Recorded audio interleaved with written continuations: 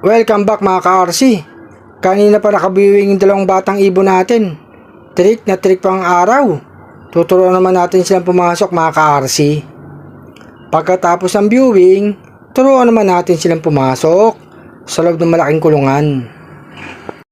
Eto, nakapesto na yung cage nila mga ka-RC. Papasukin natin dito sa loob ng malaking kulungan. Ayan o, dito papasok yan mga ka-RC. Nakakapeso na nga sa butas. Yung pinto ng cage mga ka-RC, papasok na yan. Gusto na pumasok yung dalawang ibon. Bitin natin ng konti mga ka-RC. Anak nga ito ni Maestro at ni Black. Ang nilabas nga kulay puti, ang magulang. Yung tatay kulay pula, ang nanay kulay black. Buksan na natin yung pinto ng cage mga ka-RC.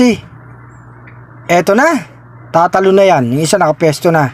Tumalo na, etong isa. Abangan natin. Tatalo yan.